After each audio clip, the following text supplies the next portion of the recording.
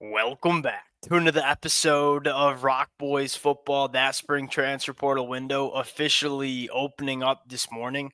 And I'll start with this. There are already some very intriguing names that have entered their name into the portal over the last couple of days. And some of these players, would help Florida State's roster going into 2025 in a meaningful way. And I think with a really brand new coaching staff, Florida State is going to be a player in this spring transfer portal window. Now, before we get into the players that I think would make a lot of sense for Florida State, I want to start with potentially the process that we're going to see Florida State kind of follow over the next couple of weeks. And that is kind of going back to the winter. We had the same conversation where it seems like gone are the days where Florida State is going to shell out a ton of money for a really flashy name with not a ton of proven production. You saw them lean into that last year, guys like Marvin Jones Jr., guys like Malik Benson, obviously bit Florida in the butt pretty good in 2024. And what you saw in the winter was, hey, we're not going to worry about the logo on the helmet that they had last year. We're not going to worry about how they were recruited or how they were ranked coming out of high school. We're going to focus on players who have played quality football, regardless at the level. We're looking for good players that, more importantly, fit what we want to do. I mean, you go back to the winter transfer portal window, the additions of DeMonte Diggs or a guy like Deontay McRae or a guy like Stephon Thompson. You saw Florida State be very diligent in terms of, hey, we want to get good football players into this roster, but we also want to make sure they fit what we want to do on both sides of the football. And I think it's paid dividends for this Florida State team in the spring. And I think they're going to try to do the same thing in this spring transfer portal window going into 2025. I think another thing you'll probably see here is lean into multi years of eligibility. And I'll start with this. One of the things that stands out to me about Florida State in this spring practice window that we just saw was this is probably the first recruiting class in a very long time where they feel like they hit on a lot of names. I mean, you go back to the 2022 class, the 2023 class, the 2024 class.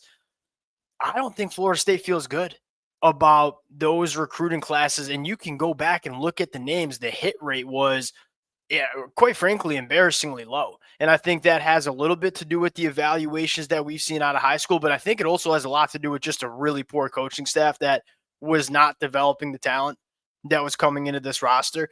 Looking at 2025, you talk about Kevin Sperry at quarterback. You talk about Javon Boggs at wide receiver. You talk about Shamar Noah in the secondary. I feel like Florida State likes the freshmen that they've brought in the 2025 cycle. And I think what they might be trying to do is, hey, when we're going to the portal, we want to make sure we're getting guys that have multi-years of eligibility remaining because we're kind of confident with the young talent that we have on this roster right now. And we wouldn't mind adding some more young talent that not only can help this Florida State team in 2025, but maybe can help this team for the next couple of years. I'm going to talk about a few names that I think would be really good fits for Florida State. Before we get into it, as always, to the Florida State fans, y'all let it fly in the comments section. Look, if you are checking this kind of episode out in the middle of April, chances are you follow this team pretty damn closely, and chances are you have some ideas on where you would like to see Florida State go in the transfer portal. Please let it fly in the comment section. Appreciate you guys rocking with it. To the Florida State fans, it's been really fun talking this program in spring practice. All the support means the world. If you guys do enjoy the content, consider subscribing to the channel. I think it's going to be a pretty fun next couple of weeks for this Florida State program. Without further ado, let's get into it. And let's start with Auburn offensive lineman Braden Joyner, who is really immediately one of my favorite offensive linemen that has entered their name into the portal over the last couple of days. He's got 3 years of eligibility remaining, started the last 5 games of his redshirt freshman season for Auburn in the 2024 year. I think he's really solid. I guess where I'm looking at Braden Joyner and say, one, I think the scheme fit is there. I mean, number one, Florida State, you need more depth on the offensive line. Now, I think what's unique about Braden Joyner is that he's a guy that I think could potentially come in and start for Florida State in 2025. That's how good of a football player I think he is. But even if he doesn't start, He's got 3 years of eligibility remaining. He certainly will be a starter in the 2026 year and provides much needed depth for this Florida State team in 2025. I think this roster is in a much healthier place than it was 12 months ago. But if you were to ask me what's the scenario where the season really gets out of control for Florida State in 2025, it's probably if you have some injuries to the offensive line. I love the starting five. I've been very vocal. I think the starting five for Florida State is very, very solid. Offensive linemen 6, 7, 8, the guys that would have to come in if injuries were to pop up, that's where you have concerns. Braden Joyner would be a guy that can play both guard spots that, can immediately provide you one, potentially a starter on the offensive line, a guy that moves people off the line of scrimmage. And we know Gus Malzahn wants to run the football, but also some really quality depth with 3 years of eligibility. Another name that I think is probably worth monitoring on the offensive line is Joe Cotton from South Dakota. Really, really good. 2 years of eligibility remaining. His 2-year starter at left tackle at the FCS ranks, a guy that is thought to have, legitimate NFL upside with the 6'7" frame. I don't watch a ton of South Dakota football, and so I went back and kind of just buzzed Joe Cotton a little bit. The scheme fit maybe is a little bit of a question because he's not necessarily the road grader that a guy like Micah Pettis is, but he's really good in pass protection, has a really big frame that is continuing to develop. This would be a guy that one could come in and maybe start, certainly provide some depth, but also gives you a couple of years of eligibility to work with as well. At the end of the day, there's not going to be a ton of offensive linemen that you trust a lot to play in this spring portal window. It's just there ain't going to be that many of these players. There are a few of them, and I think it's pretty damn important that Florida State grabs one or two of them just so you feel better about the depth of your offensive line going into the 2025 year. Now, for Florida State fans, one of the things that you are getting some confidence in is you've heard some good things about Lucas Simmons. You've heard some good things about Jonathan Daniels. You're seeing some of this young talent maybe get developed in the two deep on this offensive line. But at the end of the day, we're not sure. And if you want to avoid the bottom falling out of this Florida State team in the 2025 year, you have to make sure you're deep enough on the offensive line. Another position that I think Florida State will continue to try to address is on the defensive line. Whenever you have the ability to grab more guys that are really good against the run and can get after the passer, like Tony White and Mike Norvell are going to do it. Bo Atkinson popping his name into the portal, another really good fit. This is a guy that, can play the 5 technique as an edge rusher, could probably kick in to play the 3 tech at points with that big frame that he has. He's really good against the run. He can get after the passer at a 15% pass rush win rate for North Carolina last year. Florida State wants to continue to get deep all along the lines of scrimmage. Again, you go back to why 2024 got so ugly for Florida State. You didn't have enough dudes along the line of scrimmage. And I feel like Bo Atkinson fits the, Deontay McRae, the DeMonte Diggs type of profile where, and what I like the most about Bo Atkinson is you look at Florida State's defensive line and say, do we maybe have some question marks about the pass rush juice? James Williams, we know can get after the passer. Deontay McRae, DeMonte Diggs, probably more run defender, defensive lineman. Amari Williams could be an elite pass rusher, but we're kind of in wait and see mode there. We know Darrell Jackson can do it on the inside.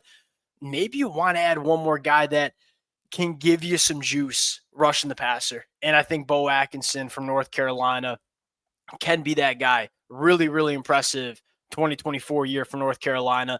Another name on the defensive line is Demarion Thomas. What's unique here is, look, he's another one of these SEC guys. So he's hitting the spring transfer portal window. He cannot go to another SEC school. This is another Darrell Jackson in the middle of that defense. And we've talked about this throughout spring. That nose tackle position in the Tony White defense is vital. You have one with Darrell Jackson. You think you might have one with Kevin Wing coming in as a true freshman. Do you want to have to rely on Kevin Wynn as a true freshman to play 20 to 25 snaps a game? I feel comfortable doing so because I think Kevin Wynn's a really good football player. Demarion Thomas has done it. Started every single game for Vanderbilt on the defensive line, and these are the kind of guys that Mike Norvell has really gone after. Demarion Thomas ain't going to come into Florida State and be a first-team All-ACC guy. At least I would be surprised. But he's a guy that's played a lot of football at the Power 4 level that can provide you exactly what you're looking for on the defensive line. Florida State is trying to build their floor to be a little bit higher. And I think Demarion Thomas does that for Florida State. Another really interesting name to monitor is Zaquan Patterson. And, Mike Norvell says, hey, we want to add some more bodies into this Florida State secondary. Another unique thing about Zaquan Patterson, 3 years of eligibility and a redshirt year to use. This kid's a talented football player. Even the Miami Hurricane fans will tell you it. It was not good for Zaquan Patterson as a true freshman for Miami. He was thrown out into a situation that was probably not ideal for a freshman to be thrown out into. That was a poorly coached defense that did not have a lot of talent in the back end. Zaquan Patterson was forced to do some things that he probably wasn't ready to do. That doesn't mean I'm selling my stock on Zaquan Patterson. I'm still trusting the profile that we had coming out of high school in terms of just a do-it-all safety that can provide a lot of value. And one last thing is, hey, Florida State's had a lot of success, developing these guys. The player development for Florida State has not been great over the last couple of years. The one place that has been good has been in the secondary. And if you are comfortable that, hey, we can bring Zaquan Patterson in, not have to throw him into the fire like Miami had to last year, and get a good football player, he's got 3 years to develop within this program. That means a lot. Another name, if you wanted to add more of a starting caliber body, or at least a guy that you can trust will play quality football, is Markevius Brown, an IMG Academy kid transferring from Purdue. Started the last 14 games for Purdue during his last 2 years. A guy that is probably not going to be a All-American cornerback, but a guy that has a lot of experience in a Florida State secondary that I think the secondary is really good. I think there's a reason Florida State did not add a single member to the defensive back room in the winter transfer portal window, but you probably want a little bit more experience. Markevius Brown, I think, could be that guy. Last name, especially with Jordan Scott leaving and some of the injuries that we've seen throughout spring at wide receiver, Mark Hamper.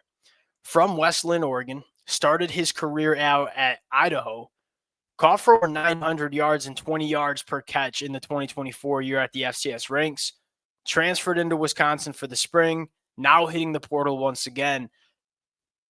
Deep ball threat. And look, we know Gus Malzahn wants to run the football a lot and push the ball down the field with play action. And this is a guy that can access the deeper third.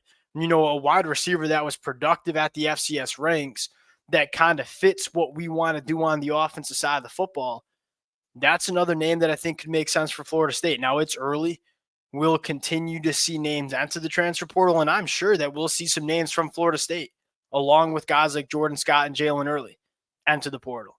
So the conversation might change a little bit, based on the players Florida State loses, based on the more players that enter into the portal. There are some names that will help Florida State out in the next couple of weeks. We'll see what Florida State decides to do. Wanted to get ahead of the conversation a little bit and have a conversation in terms of, hey, where might Florida State want to go? Appreciate you guys rocking with it. If y'all do enjoy the content, consider subscribing to the channel, and we'll talk to y'all later.